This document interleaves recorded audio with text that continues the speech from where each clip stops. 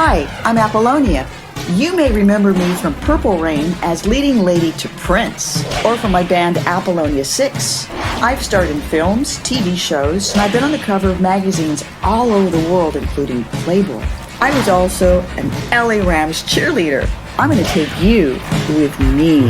Welcome to my podcast, Apollonia Studio 6. Hi, I'm Apollonia, and welcome to my podcast, Apollonia Studio 6. And to my right is my co-host, Mr. Seth. What's happening today, Mr. Seth? Tell me something good. Well, today we have a talented, beautiful, award-winning actress amongst us. Yeah. And her body of work is extremely impressive. You've probably seen her on NYPD Blue, City of Angels, X-Files, Drew Carey's Show, Everybody Loves Raymond, Sabrina the Teenage Witch, Dead to Me. And she is just the one and only Diana-Maria Riva. Thank you for having us here with you. I'm so thrilled. I'm like, she's here with us. I need that intro, by the way, recorded. So when I'm having self-doubts, I can just hear it like late nights with Diana Riva and just hear Mr. Seth saying those lovely things. I'm like, yes, I've worked and I'll keep working. It's so great. You're here with us today. I am honored. So great. Oh, it is absolutely the pleasure and the honor is all so mine. Cool. If you had told me back in the day when I was just wanting to wear what you were wearing, look like you look, and sing like you were singing, and tell me that these many years later, the two of us would be sitting here, like comrades and talking about what's going on in life and in the trenches together, I would, my mind's already blown. But I'm just thrilled to be here. Thank you so much. We're so thrilled to have you. This is so cool. So now we're going to go back and tell us how we met, because I want to hear your side of the story. It was so unexpected, and yet not unexpected in Hollywood. When there are events, you run into your heroes, you run into the people you had crushes on or whatnot. And that never seems to, I never get used to that. I've been in this town for over 25 years, and I've met a lot of amazing people. And then there are people who mean more to me than maybe someone else just because of the impact they had, their work had, or whatever. So we were at the Dead to Me premiere, the premiere for the final season, which was just a handful of months ago. And I believe it was you, Seth, came up, and Apollonia, you're standing there next to him. And I've already, at this point, I've met 1,000 people. So it was overwhelming. It was exciting. Yeah. And it was a big night just because of accomplishing this third and final season. Yeah. And you were so gracious, Apollonia, and just said, you didn't say your name. You just said, hi, nice to meet you. I just loved the show. And I wanted to come here and support the final season. I don't know. I was just taken by your glow, your warmth, and your serenity. And in that moment, I just made the conversation about you. So I said, I'm Diana. Nice to meet you. And you said, I'm Apollonia. And my mind said, okay, and how many Apollonias do you know? And I know my face fell. And I said, the Apollonia? And just this sweet, innocent, humble smile. And Mr. Seth, you're sitting there. It's like, yes, the. And I was like, oh my God. I was so excited. I turned around. I told my partner, I said, that's Apollonia. He's like, oh shit, it is Apollonia. And I told my agent, I was like, it's Apollonia. I told my boss, I said, it's Apollonia. I was so excited. I'm perspiring. I'm so nervous. I'm like, and you were more radiant and beautiful in person than ever. And I was just so thrilled because of everything that I remember watching over those years and how much I just admire and look up to you. And I was like, this is one of those moments in Hollywood that you meet someone you weren't expecting to ever meet. Yeah. And here they are, live and in the flesh. Okay, that made my day. I'm going to go home now. I'm done. Thank you so much. Oh my goodness. Are you kidding? The truth. So it was a great night. Yes, Well, I got yes, a it story was. about you, so you'll Uh-oh. you got me like all choked up. Yeah, you don't even know. I don't even know if you were there, but anyhow, wow. I got to drink some water here. So, Unbelievable. Thank you. That was just incredible. Wow. It's the truth. It was easy. Perspiring here. What is it? Ladies feel the heat. Men perspire and animals sweat. Well, I'm sweating right now. so you grew up on my side of town, so to speak, in Cincinnati. You were from Cincinnati? I'm from Detroit. Okay. So we're right. We're in this. As we're far right as, there. Yes, regional. Yes. Yes. What was it like growing up in Cincinnati? That is where I think a big response comes from me about cultural identity. Mm-hmm. I'm first generation. So I was born in Cincinnati. I was raised going to the Dominican Republic where my mother was born, with my grandparents just to spend the summer. Yep. So I would be resubmerged into my culture every summer. Whereas in Cincinnati, which was a pleasant place to grow up, nobody looked like me. Right. Nobody spoke two languages. Nobody had a bilingual household. Yep. Nobody was going to this little island in the Caribbean for their summers. It wasn't glamorous. It was there because my family was there. So I went through a lot of trying to figure out who I am and what I am. I was ridiculed a lot for my hair. I just stuck out. By the way, I did not know it looked like this. They didn't have mousse or hair products. Man, so it was that's gorgeous. It was a hot mess. But when everybody was trying to feather it, I was trying to feather it too. And it was like out here. But all of that stuff made me question and have doubts and wonder, why was I considered so different? Until I realized how beautiful, different, and unique was. And the gift of being sent to the Dominican Republic every summer kept the Spanish language alive for me. In Cincinnati, I wasn't practicing it. It wasn't, everyone I was around were just English-speaking people. Yeah.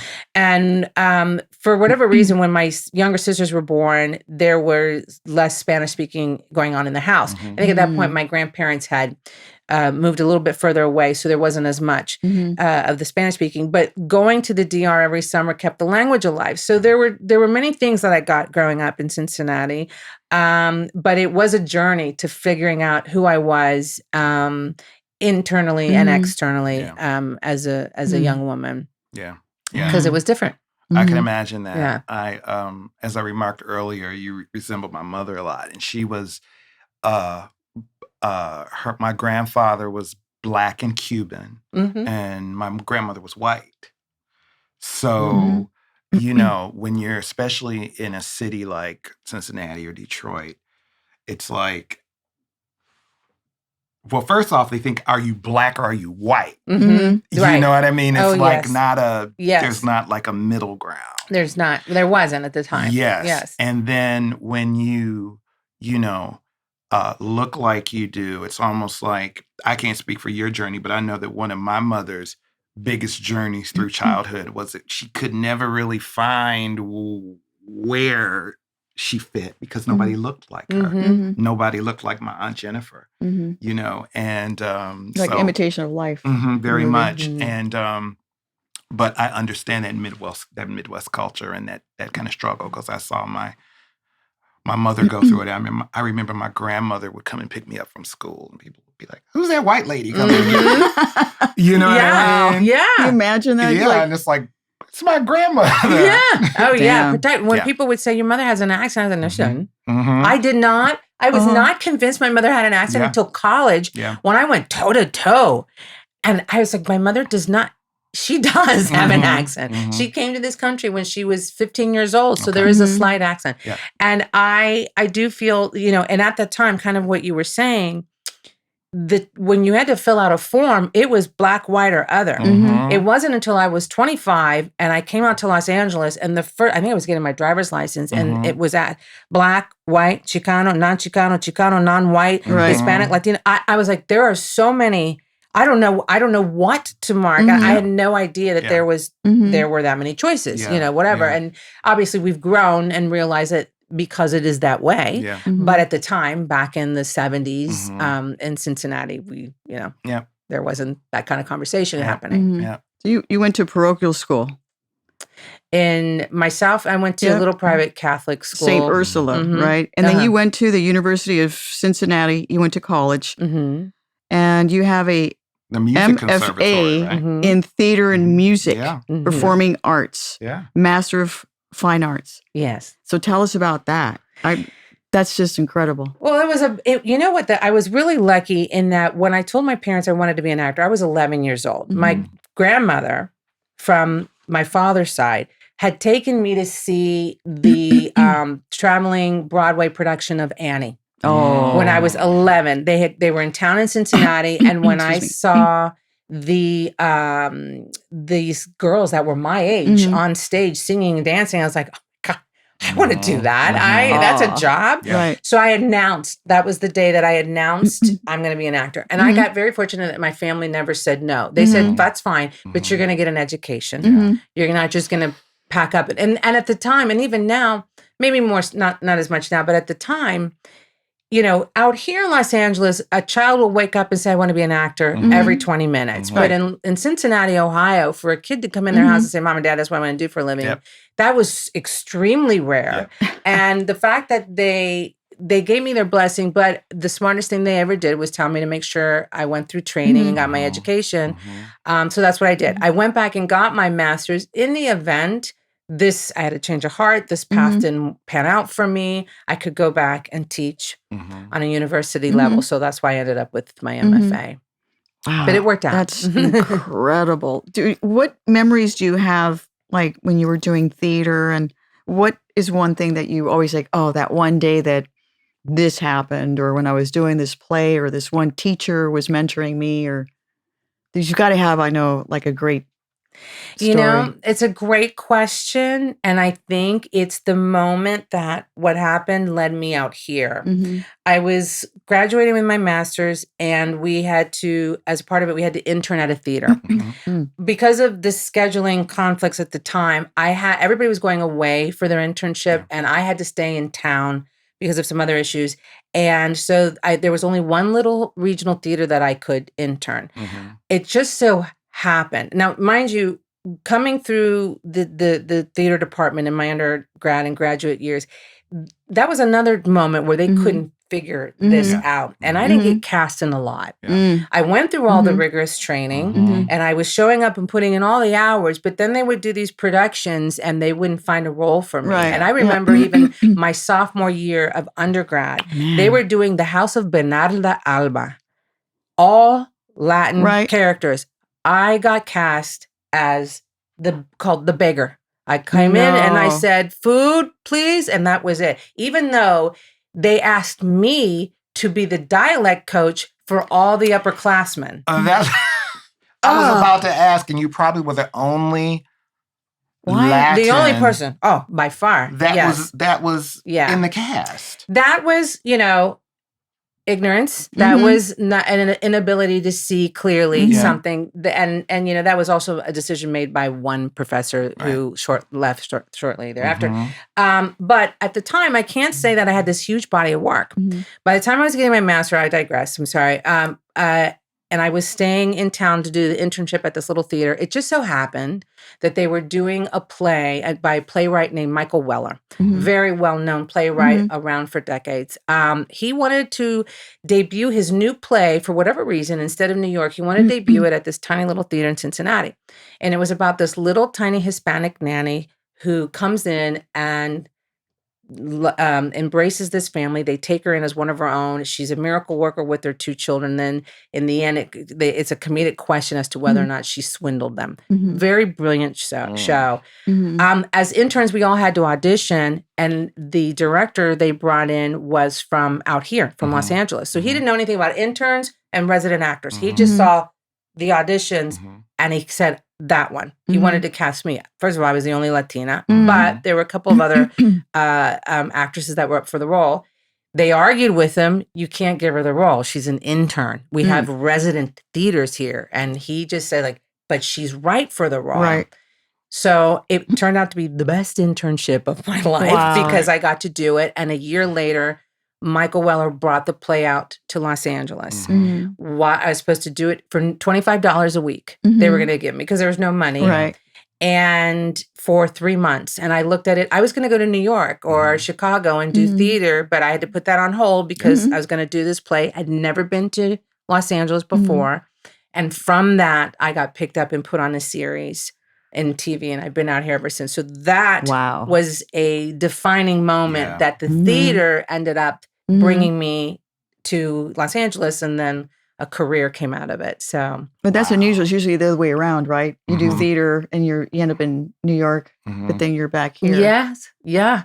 It was not what I had planned, and it happened overnight in the sense of television and film. I had been training, but it worked out, I guess, the way it was supposed to. That's great. What was the name of that play?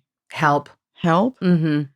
And they helped. And it helped. That's right. That's right. It's just these stories, though. There's always these stories where, you've got sort of like a little bit of glue here, and then there's a little, discord, and you move around, and a little bit more glue. And I mean, you're here.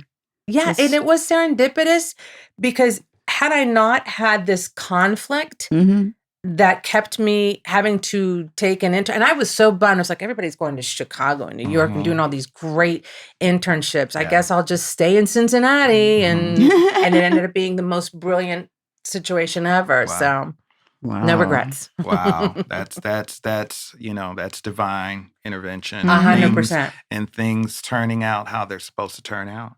You I weren't agree. supposed to leave. You're supposed to be right there for that moment. Yes. Wow. Yes. That is great. Yes. That is great.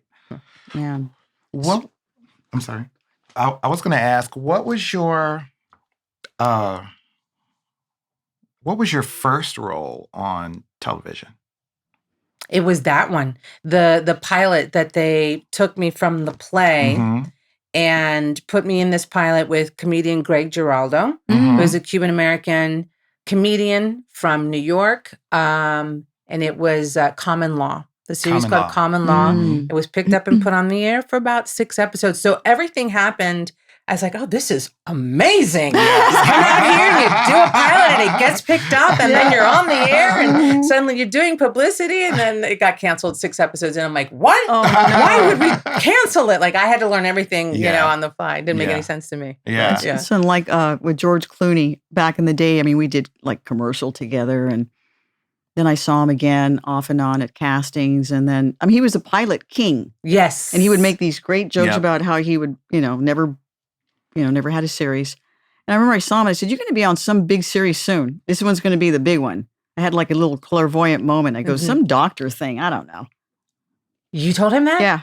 With Nicolette Sheridan and Amanda Wyss, a bunch of people. And I was like some doctor show or something. He was like, doctor? I'm like, doctor. Oh. He's just some, little actor guy. And look at him. You were right. Pilot, so. I'm going to have to ask you about your clairvoyancy then, because I remember Barbara Miller, who was the senior VP of casting at Warner Brothers.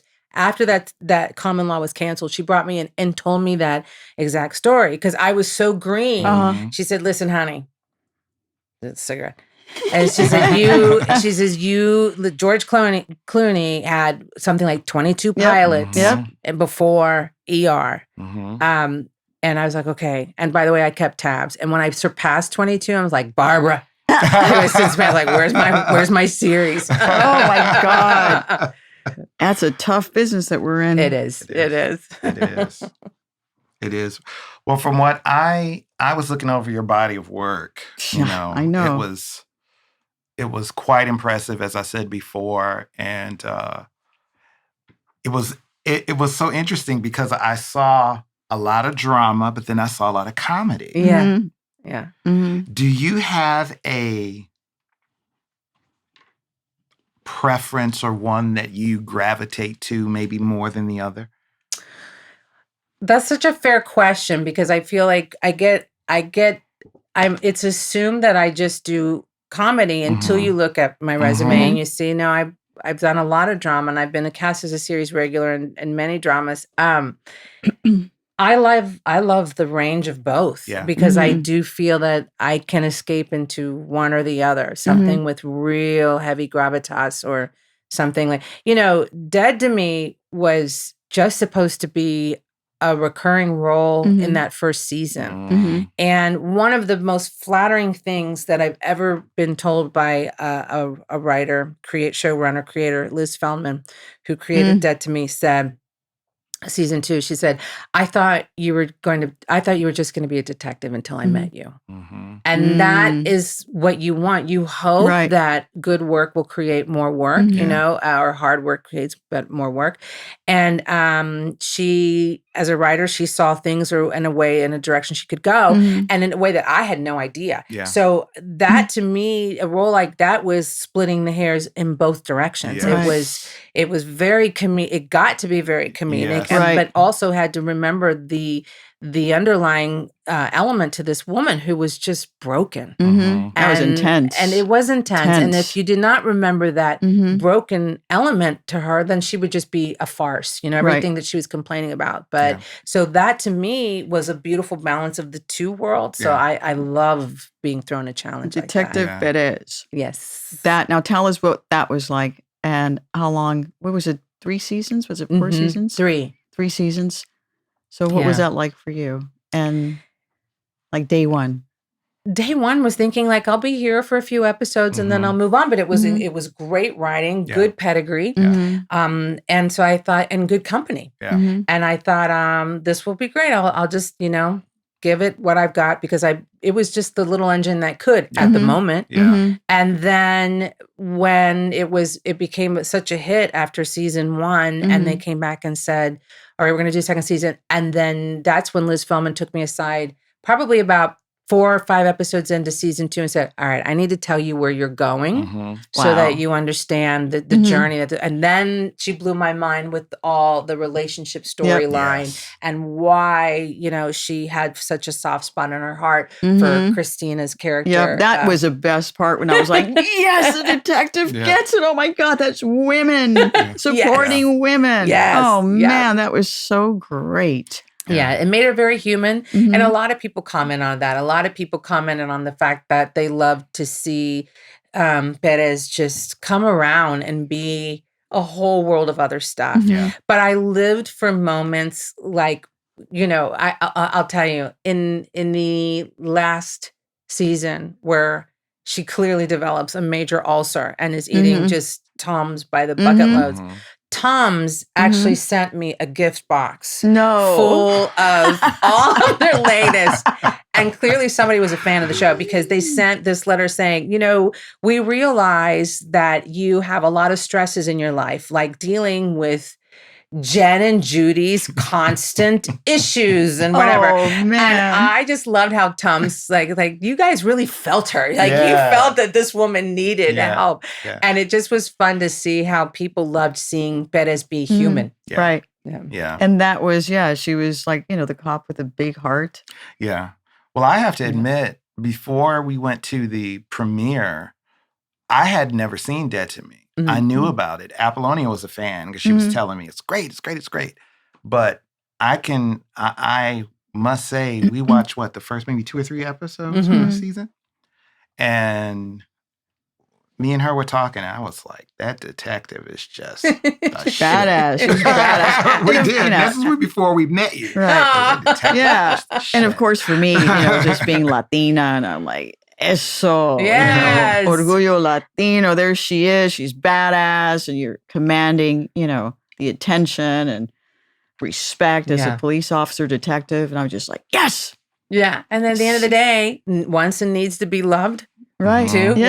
Wants to feel all the best parts of being a woman. And that was a really beautiful character that they built, that they developed. And that to me is the testament of great writing. And when you get that kind of a costume to dive into, it's delicious. Yeah. It's Liz. Delicious. Yeah. Yeah. We got to meet, remember Liz? We got to meet Yes. Liz. Yes. Went up there and we thanked her for writing. Yes. Said, thank you for making this incredible show. We really like it again. Yeah. So much. You got to keep it going. Yeah. And you won an Imagine Award, correct? The Imagen Awards, yes. Yeah, I'm sorry. We did. No, that's okay. When you said she won award winning, I'm like, Imagen. I did. Yeah. Yes, I did. I won that for Dead to Me in 2021. And then the ensemble won a SAG award for Dead to Me, right? We did. Yeah. Yes, Yep. we did. You know what? Those 3 seasons spanned over so many years. I think we started in 2018. So it took some time. We had COVID in the middle of it. Yep. But we got over the finish line, which is all we and there wanna was do. continuity. Yeah. Even though Yes. with COVID, I mean, that's one thing that I'm a stickler for. And I was like, oh, her hair is the same. And she's okay here.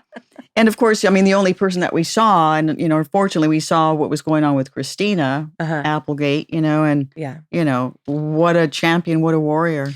That's the best. That's the thing that, you know, when people have asked about that, it's like, I can never speak on what somebody's going through physically or emotionally. But what I do know is that she believes in you so much that you can't not believe in her.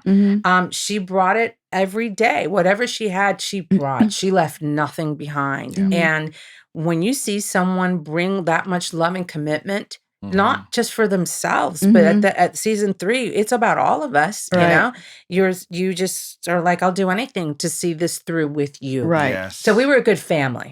That's awesome. And that's, you know, we got the support when we needed to take a break here or there because COVID numbers were up or whatever. We took them, but we finished. Yeah. And I was grateful to see Netflix support that. Right. You know, streamers can shelf something if it's been too long, too late, whatever. Yeah. They have their business decisions to make, and they didn't. They didn't shelf. They waited it out, which I was very happy. It was a great show. Yeah. I mean, it was a great show, great writing, and I mean, terrific actors. Great show. Thank you. Love it. Love it. Thank you. Is there a role outside of your role on Dead to Me? Is there another role that you did that you just said, oh, I just absolutely loved playing that? There are many. You got so many here. I'm trying to think. Let's see. You know, I there was a small series, small meaning it didn't go past the first season years ago, called Side Order of Life. It was on Lifetime, and it was created by Margaret Nagel, and it starred Marisa Coughlan, Jason Priestley, myself, Chris Garden. And my character had cancer. And I think in the beginning, there was a certain way they were going to go with the character. And when they saw the cancer community really rise up and respond to this character, they decided, let's take this journey and let's allow the cancer community to educate us on what this journey is like. So I loved that character because that too, very comedic. However, there was this whole story going on that was very true, very real. And I had to honor that in order to fuel, you know, where I was coming from. So that to me as challenging as an actor to straddle both, you know, straddle the line there with that. I met a lot of people in the cancer community. I was going to say, how did you prepare? They were my informants. There were amazing stories that came in from every angle. And I remember one woman, because there was a love scene that was coming up. And I'm already like, oh my God, I'm going to do a love scene. And I'm just nervous, the whole nine. And there was a woman who had battled cancer, and she was in remission. And she had shared with me, so I've never met her, but the woman shared my story about how she was finally having sex, and she was so excited, and she had this wig on, and she was so afraid of that in the middle of it that she was just going to lose her wig. And she told me, it was very funny in the way that she was telling me. She's like, I'm just trying to go through it and not lose my wig at the same time. And I just laughed through my tears at the way she found humor in it. She's like, no, listen, I was having sex. I'm okay with that. She was like, I don't want my wig to fall off and scare the guy. Right. So just remembering perspective for something that I hadn't walked through was helpful. So there was a lot that I experienced in that journey as far as an actor and a human being and a woman that I thought was a real gift. Yeah. That was a good one. Yeah. Wow. That's incredible. Yeah. You know, I've seen or I've observed that, you know, you get a lot of roles, at least from what I've seen, that they're comedic, but they're heavy. There's a heavy underbelly to tough. it. You know what I mean? There's a heavy backstory to it. And I think that just is a testament to your artistry Mm-hmm. as an you. actress. Thank you. You know, because a lot of people can't do that. Nope. Some of the Thank you. biggest ones can't do that. So, you know, that I just think that is quite a testament to, you know, your craft. Thank you. Rob with Rob Schneider. That was a great show. Oh, yeah. That is so much fun. That was an interesting situation. That was, What by was the that time like? I got cast in that, I was at like the third round. Mm. They had, I think, done the pilot. Mhm. I know of once, maybe twice, and it just kept getting retooled. Mm. And I was a little on the young side to play that part. But we decided, I said, listen, we have to be able to substantiate the fact that my daughter, who in real life was only, I think, 4 or 5 years younger than me. You know, I said, we have to substantiate the fact of myself being this young. And Cheech Marin, who is I love and adore, but, you know, was my father's age, actually a little older. Yeah. And then I said, okay, look at it this way. We don't like that my daughter is marrying Rob Schneider. Why? Because she's this young, beautiful girl, and he's too old for her. But she's basically doing what her mother did. Right. Yeah. So we made it work, you know, kind of Right. substantiate. But I do remember them asking me about that. And they said, you know, we've had problems with this role. And I said, you know, I think and this was with the producers when I was testing, I said, I think you just need to worry about the writing. I have a responsibility to convince the audience that I am the one who's supposed to be married to Cheech and this girl's mother. Yeah. Right. That's my job. Yeah. So I got cast, and I never read one thing that ever said, why did Diana-Maria Riva play that role? She was waiting. Right. Nobody, whatever. Yeah. They Right. escaped for those 22 minutes. They Yeah. watched it and they escaped. So Yeah. it was Well, good. But it was fun. Yeah. And you talk about a lot of funny people on set because Eugenio Derbez was in it. Yes. And he played my brother. And that, from what I remember, I think he was, at the time he was saying that was his first American breakout role, you know, being a superstar already in Latin America and Mexico. And here, it was fun because it was very important since it was a cultural, you know, situation. It was culture versus culture in that show. I had to, none of my Dominicanisms could just come out. Like I had to pay attention to the specificities and the details of the Mexican culture. Right. So there would be moments where I would say something, Eugenio would come up and I say, explain that phrase to me. And he would. And he'd do the same thing with English. Like he came up to me once and said, he had a line that says something about the dog being housebroken. And he says, why is the dog breaking the house? And I said, it's a phrase. Yeah. It's a phrase that means this, that. And we helped each other. And that also had Lupe Ontiveros in it. Yes, that was the last series before That's her right. passing. She That's played my right. mother-in-law. She was Yeah. wonderful. Yeah, it was an all-star cast with those guys. That's with those, heavy. Yes. Yes, Yeah. man. Yeah. Damn. Yeah. You've got Everybody Loves Raymond. Oh, yeah. Raymond. What does he like to work with? He was wonderful. You know what I remember about him in that I was pregnant with my firstborn. So at the time, and I'm just being nervous. I was just being nervous, but the role was great. They ended up bringing me back a couple weeks later for another episode as the teacher. And, but I was on the Warner Brothers lot and ran into him it just so happened about a couple of days after our episode aired. He stopped. He was driving in a golf cart and he saw me and stopped to tell me how much he liked what I did in the episode. Did you see it? Did you like it? And that was just very giving and very, very affirming to hear. Yeah. Absolutely. And it was nice to hear, you know, from somebody like him. Yeah. Yeah. Wow. That's great. So I want to ask you about one thing only because I loved this show so much. And now I've got a movie thing too. Okay, bring it. I know there's so many. What part did you play in the X-Files? Oh my gosh. That was a cool experience. I don't remember my character's name, but I was in the X-Files episode. My husband and I'm like 9.5 months pregnant, like overdue. And we're in Miami and there's a hurricane. And it seems and so everybody's in lockdown because of this really horrible typhoon type hurricane. Yeah. And some kind of sea creature alien is traveling through the hurricane water. So I give birth while the entire world is falling apart. So, like in that episode, Gillian Anderson and David Duchovny are trapped in our condo with us, and we're trying to protect ourselves from the hurricane. And I go into labor and give birth. So I'm giving birth and she's delivering the baby, and there's a sea monster coming out of my the vents. God. Oh man. That's what it was. It was a whole episode of us trapped together in an apartment while we defend ourselves from water and creatures. Wow.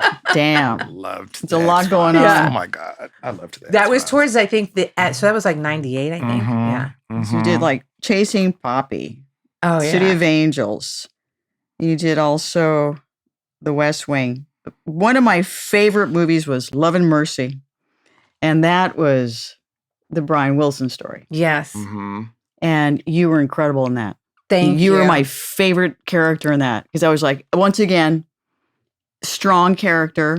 She's caregiver, housekeeper, taking care of Brian. And she's the woman who protects Brian Wilson from his idiot manager, Landy, who nobody liked.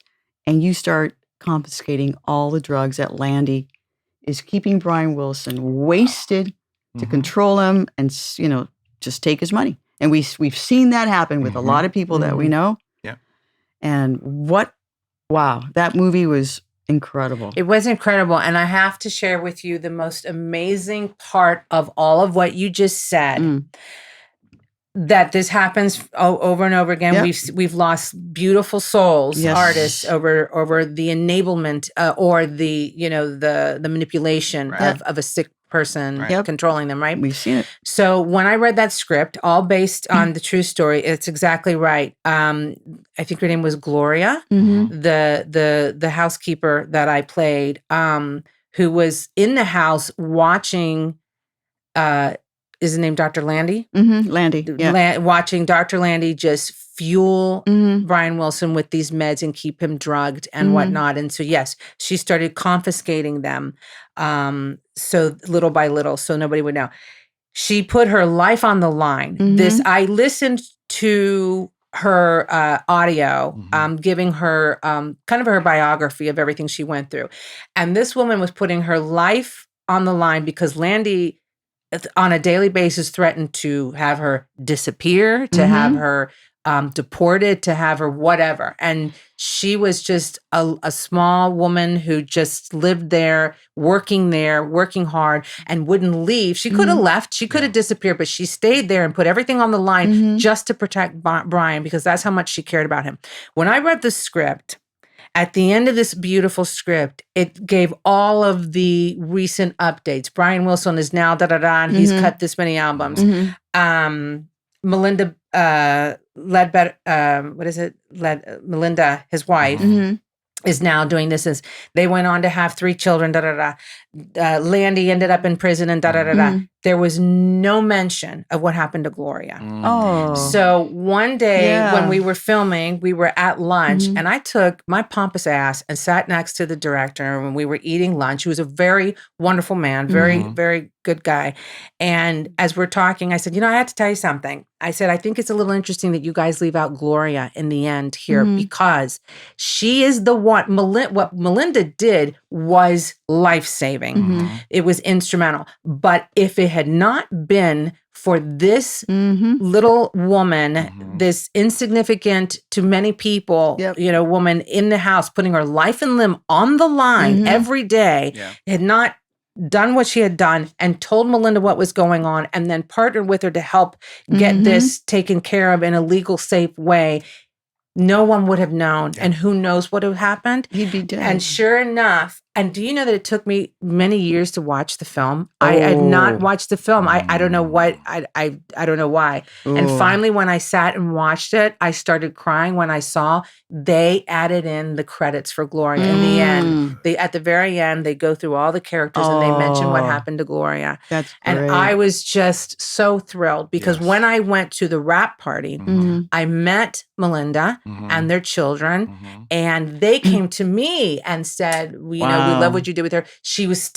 Gloria was still in their lives. But she wasn't at the party. She was battling a health issue at the time. Oh. And I could see, and this is decades later. Yeah. So you could see how much this woman meant to this family and Yes. still to this day. Yes. Oh. And I was glad to see that they had decided to make that rewrite Yeah. and put it in That's there. important. Well, you spoke up. Yeah. I Love didn't and mercy. know if it would have an impact, but you know what? That teaches us speak up. Yeah, you That's spoke What do you up. have to lose? That's right. You Yeah. spoke up. Mm. So I went to the Q&A for that.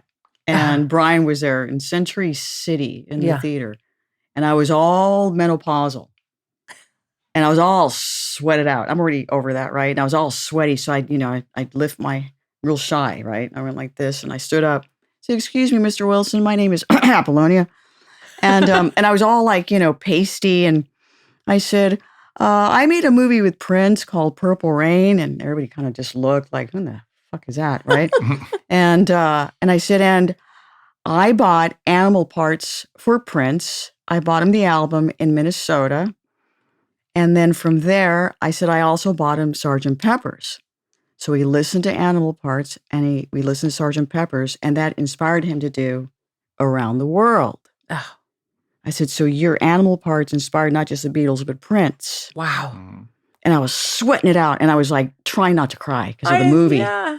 My lip was quivering. I was like, my tears, and I was sweating. And I finally sat down. He goes, "Oh, thank you." And, I said, "Thank you, sir. Whatever. I'm a big fan." And I sat down and I started crying. Oh, but to I'm gonna cry share right that now. with him, to share that with him. Oh my God. I got so emotional because of the whole movie, and Prince was still alive at the time. Oh, okay. But I was just like, but you don't understand. Mhm. I bought these albums for Prince, and that's what, you inspired Sgt. Pepper's, and then and all that inspired Around the World, Oh my God. where he did the little Beatle haircut and he wore the Mhm. blue shirt with the pink, Yes. the white clouds, and they put me in the back animation on the motorcycle. Yeah. But once I sat down, it was just like this release. I was like, and I was with a friend of mine, a kid, like a teenager, because he wanted to come with me. And I was like, oh my God, I got to behave. And I was crying, sweating it out. And people were just like, the fuck is wrong with you?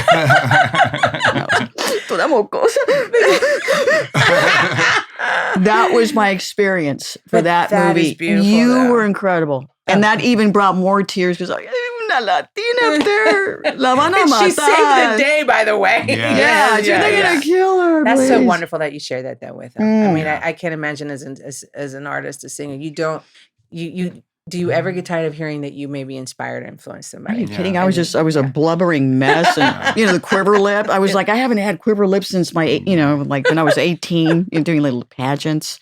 Oh. So, right now, you're involved in a Yep. new series. Yep. Yeah.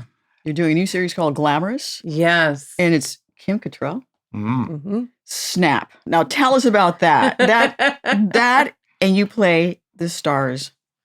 Tell us that whole story. I'm so proud of you. I'm so excited. Oh. This is so I cool. love that Apollonia is proud of me. I am. Are you kidding? You're a wonderful actress. Thank you. You're a wonderful human being, a great lady, and you're gorgeous. And I love how she just It's does a tick. this. I don't even realize I that. I'm like, love prepping. it. I love it. Mine is this. Doing this, you'll see it on the show. I'm like, what the hell am I doing? Like, I got a fucking gum disease or dentures or something. But I love all of this. But tell us. Glamorous, yes, that came right after Gordita Chronicles. Right. Mhm. And the Justin Nardino, who created the show, came to me to talk about the role of this young boy on the series who is a makeup artist, and he is finding himself Mhm. in this world. He is an influencer and has a huge following, and he works at like the makeup department, at the makeup counter at the Mhm. mall, Mhm. and he has big dreams of what he can do with his art. Yeah.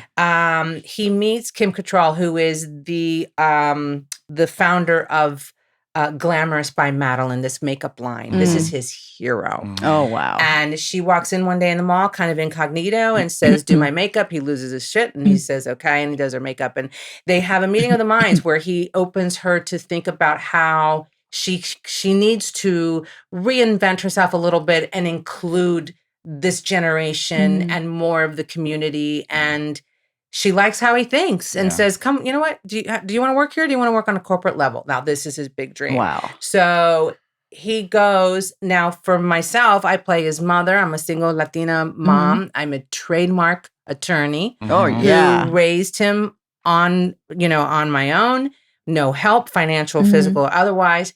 And as Justin Nardino's pitching me this, I'm thinking, okay, did he walk into my house? Like, I'm not a trademark attorney, but I've raised my children on my own. And, you see your children going in a direction, which this woman does, the character I play.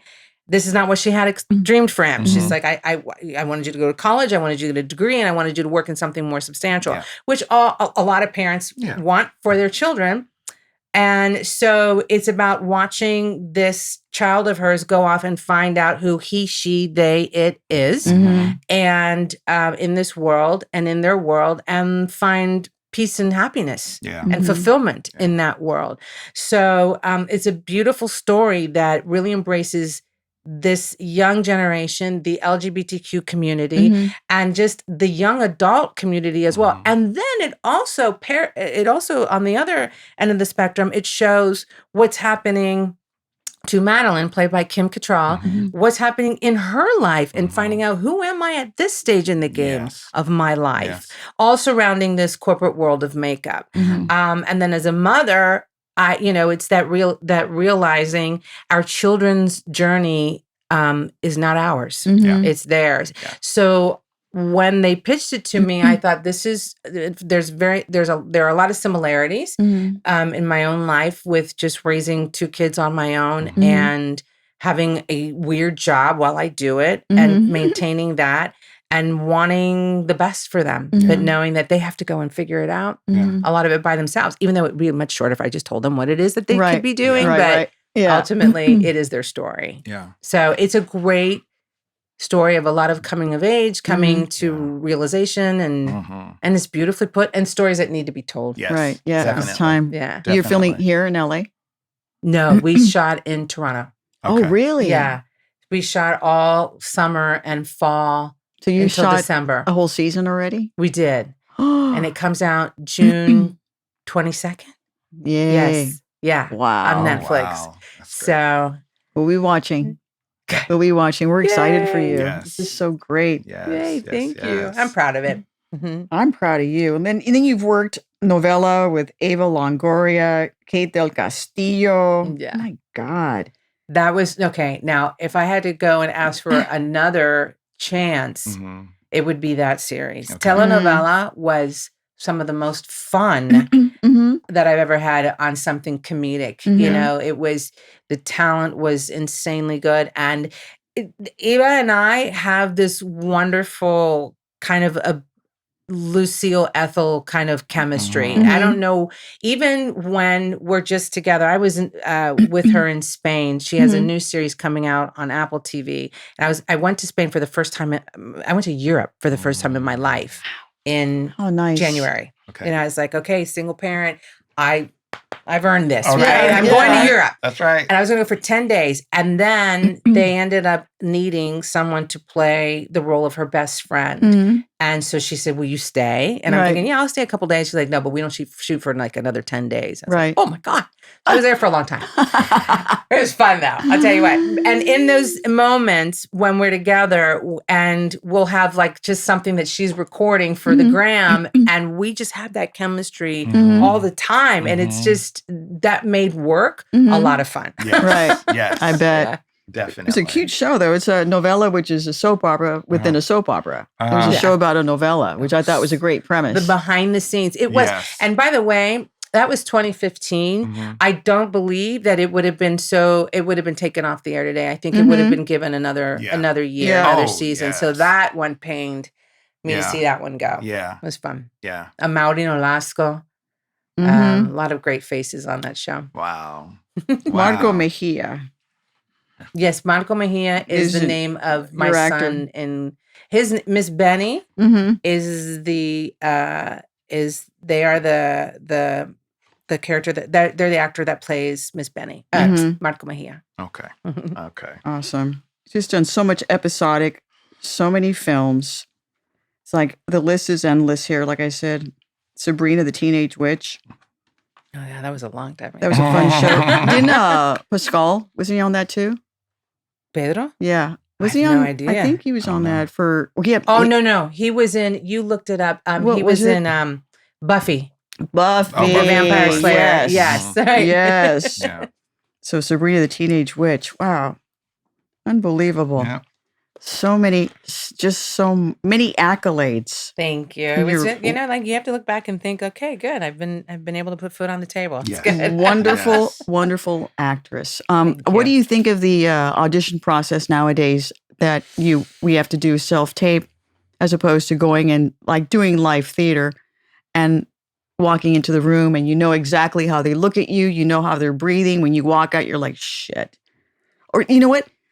Let me just try something different because you know you messed up, right? What is that like for you now?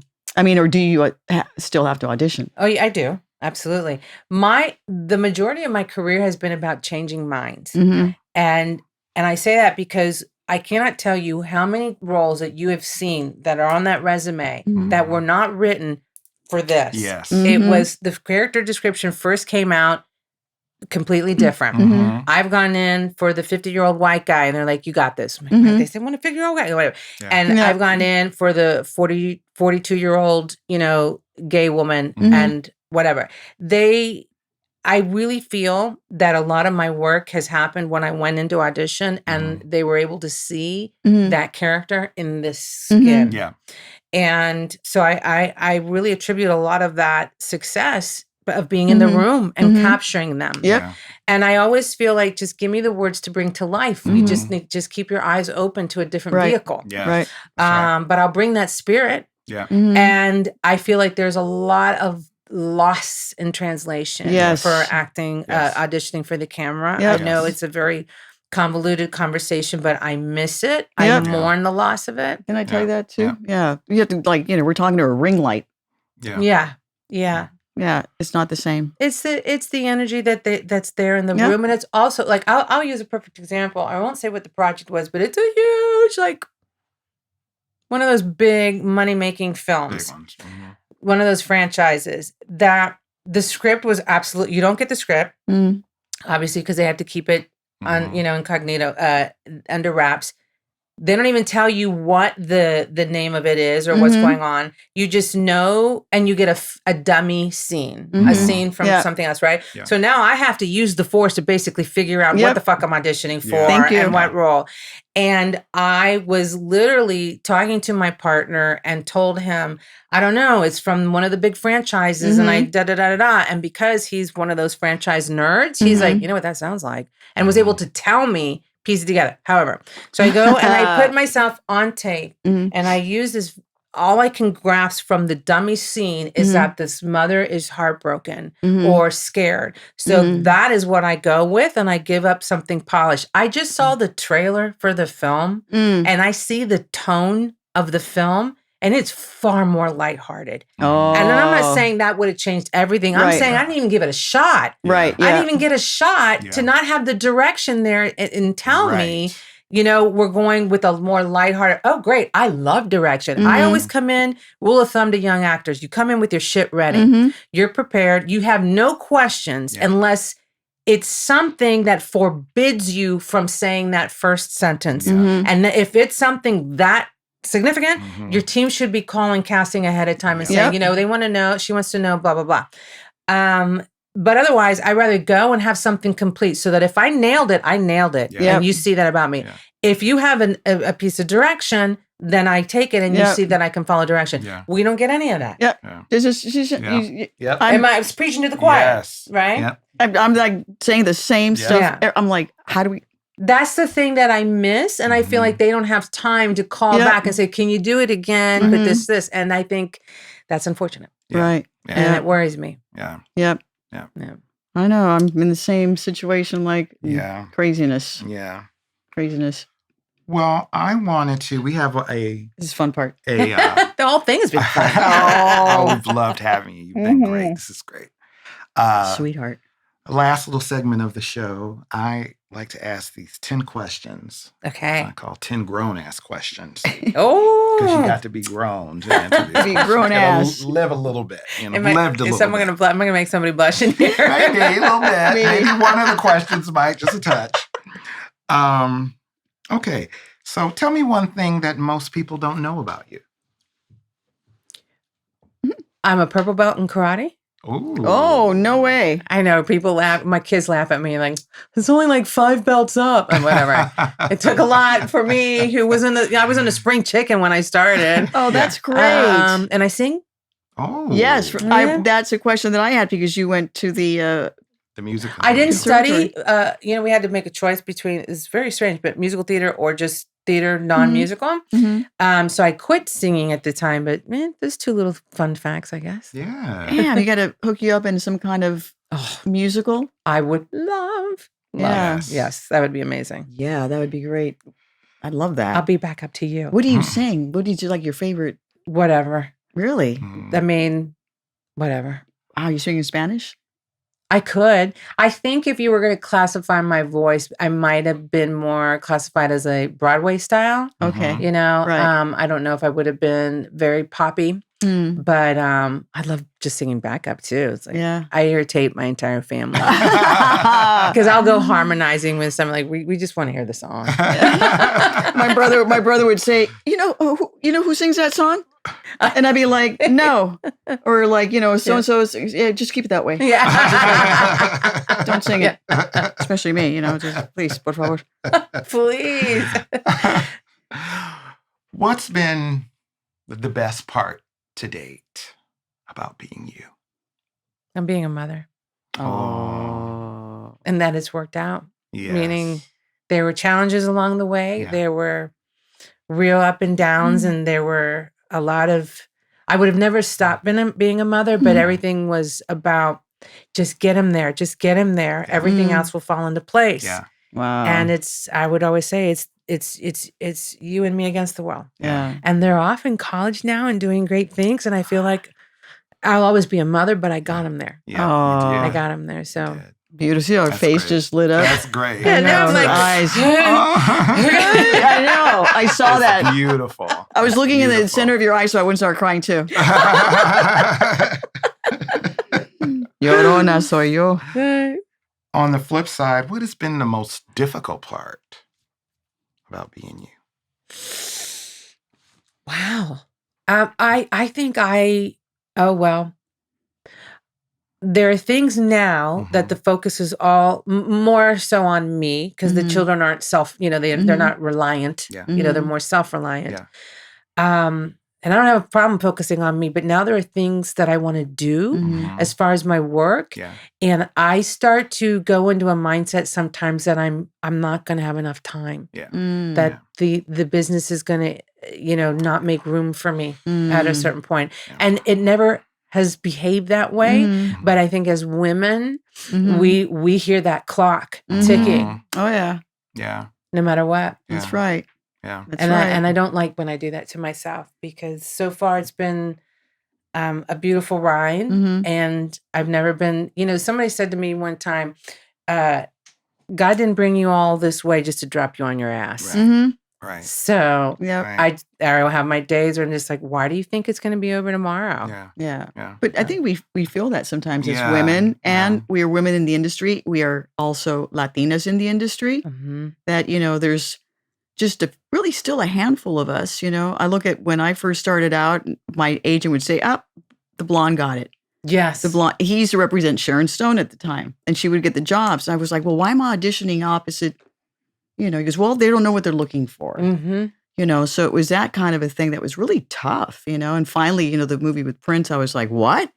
There's people of color on this set? Yes. And she's darker than me, and he's lighter, and he's black, and he's, it was like a Benetton of colors back then. It was. So it was just incredible experience, you know. But you don't know, I don't know if you were able to be aware at that time, Apollonia, when you showed yourself that we got to watch you and say, there are girls that I resemble or look like. I mean, I remember seeing you and knowing that you were a Latina and thinking, oh, she comes from a household with 2 languages too. You know, just because I said in my area, I didn't say that.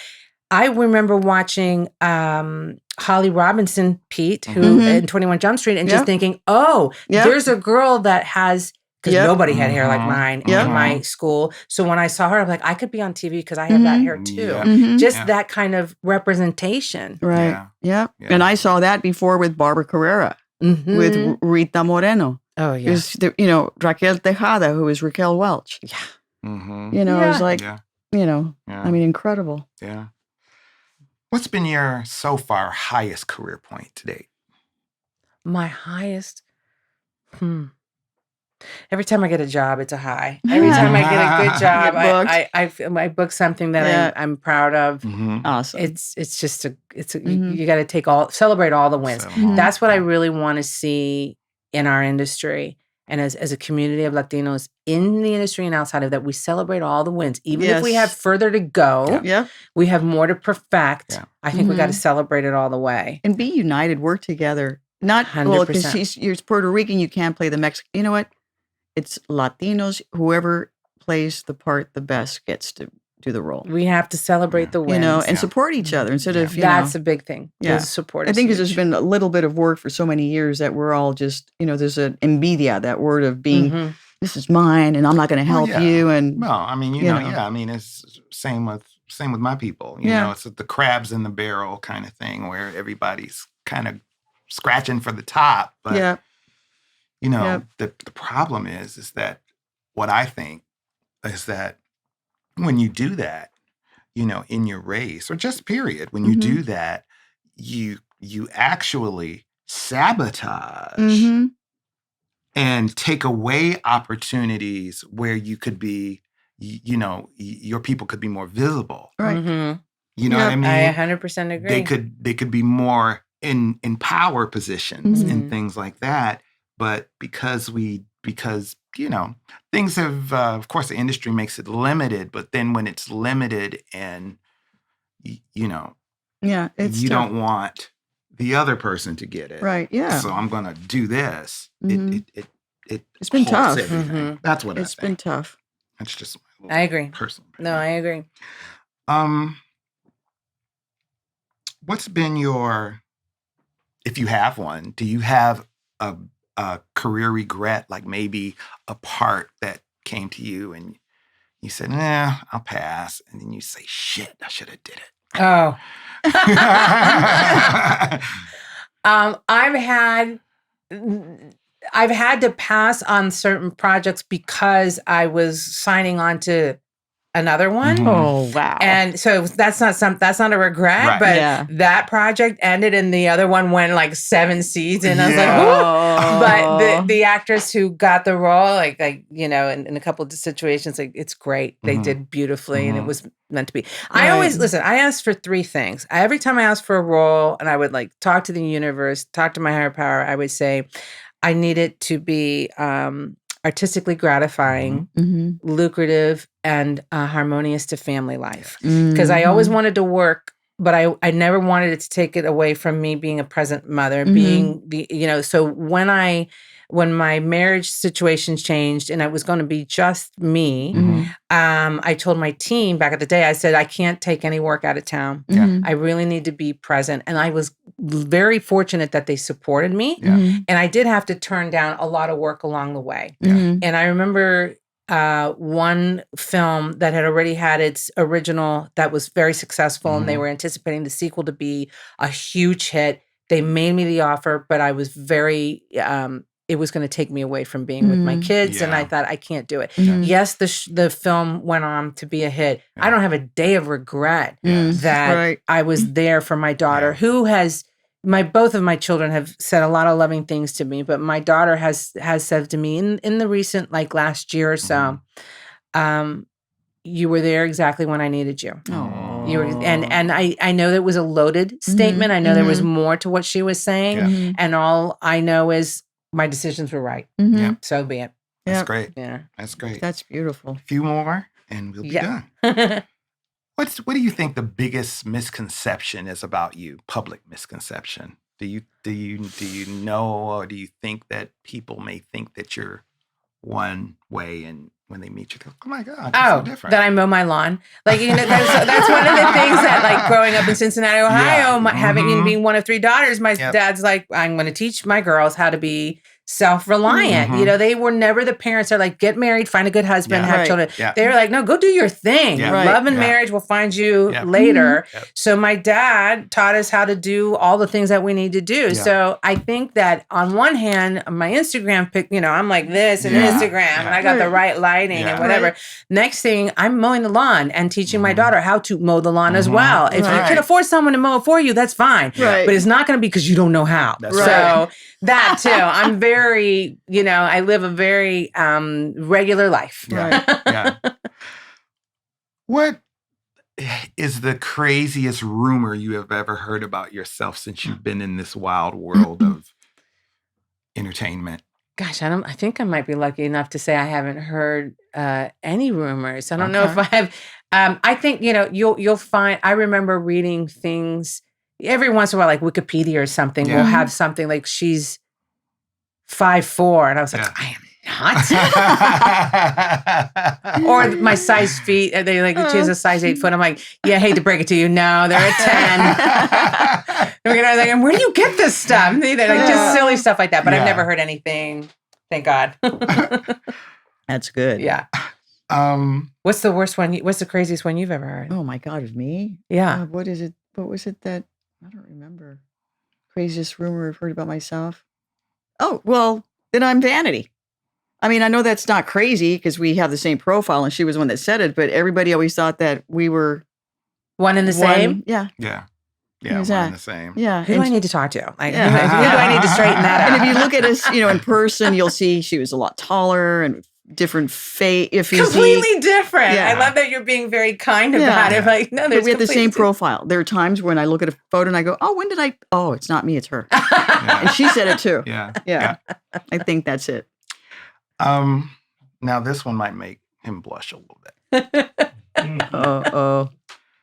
If sex were food for you, what food would it be? Lord, wait a minute. I got caught up in sex. If sex were food for you, what would it be and why?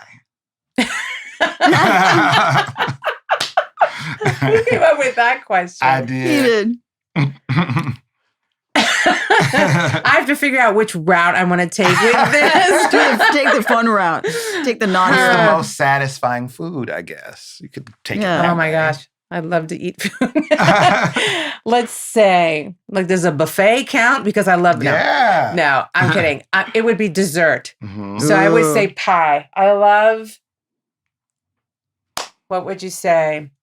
If I were to choose a dessert, it'd be pie because I can eat it and enjoy it. It makes me happy. It brings tears to my eyes. What's your favorite pie? So we know. Okay. I'm a big apple pie. Oh, do you like it a la mode? I will. Okay. If not, a giant glass of milk.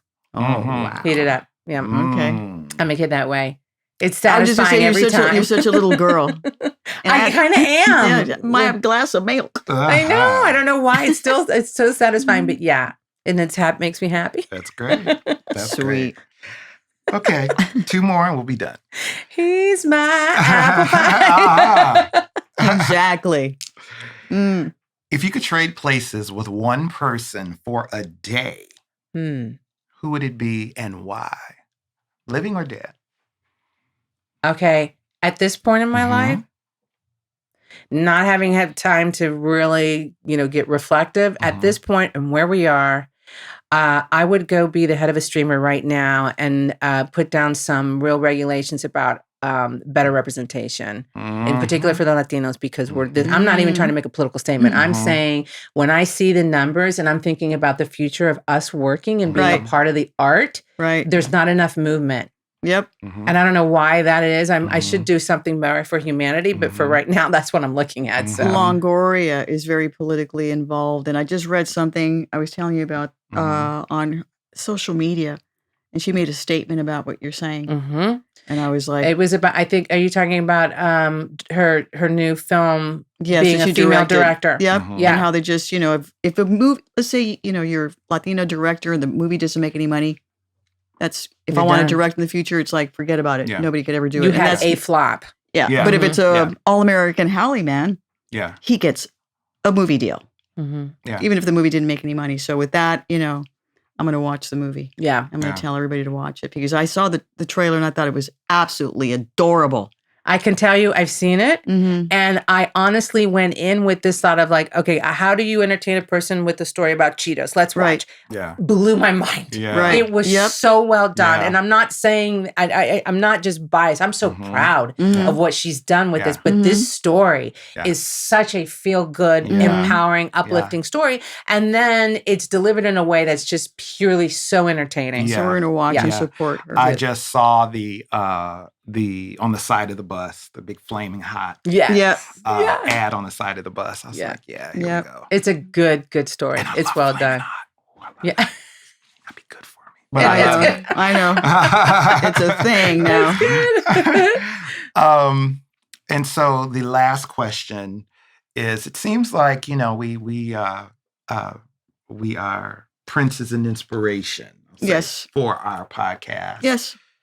And it seems like everybody that's on here has a Prince story. Do you have a Prince story? Just that I loved him and I loved his music Aw. and I loved Purple Rain. And Yeah. I will say this, that I think when I was a freshman in high school, Mhm. the gym class was all about like jazzercise was a Yeah. thing, Yeah. right? Yeah. And the assignment was to go and come in and you run the class that day Mhm. in jazzercise. Mhm. So my girlfriend and I, Rose, went and we did an entire choreographed jazzercise routine Mhm. to like that whole medley Mhm. of songs from Purple Rain. Yeah. Oh, really? We did all of them, Wow.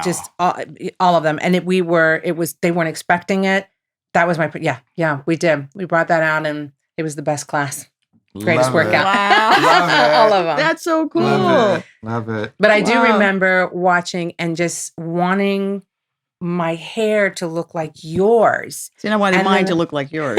But it didn't look like this at the time because I was like still brushing it. Like I had Mhm. no idea that I just thought I had volume. Like I'm Right. the only one in my family with hair like this. And then I wanted to wear, you were on a talk show with like an evening talk, late night talk show with Mhm. Pat Sajak. Oh, yeah. Yeah. Right. And you came out with this bustier jacket and lace that went out this way. And I'm like, I want to wear that to prom. And I wear that to St. Ursula Academy's convent and day school's prom. Like That's so there was a cute. lot of influence that came out of that whole Wow. mix. Some of my dresses did end up, I gave it for girls for proms. A lot of my gowns I just gave away for girls for proms. Mhm. Yeah. Oh, they should be museum pieces though too. That would be so those cool. I've kept a few of those. Okay, that's good. Because otherwise, this gentleman to my right will like Have a fit. have a fit. Yeah. Good. Yeah. Good. Glad you listened. Yeah, I've kept a lot of my tchotchkes. Yeah.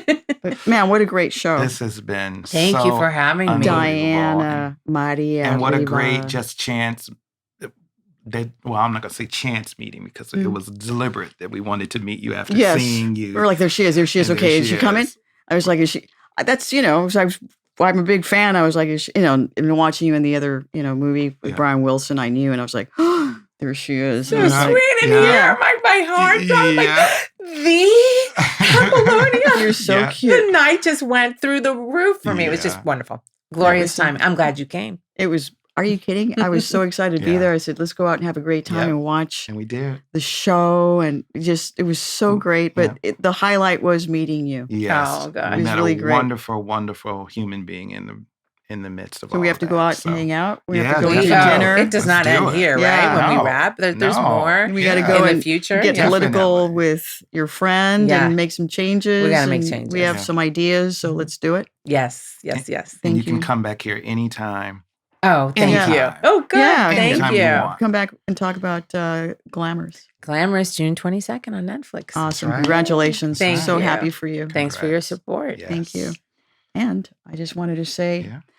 thank you to everyone watching. Thank you so much for watching my podcast, Apollonia Studio 6.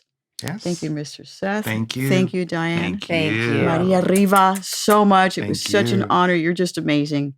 I love you so much. I'm in Thank great you. company. Thank you. Thank you. And we will see See you soon. soon. Bye-bye. Bye-bye. If you want official Apollonia merchandise, visit apolloniakotero.store and apolloniakotero.com.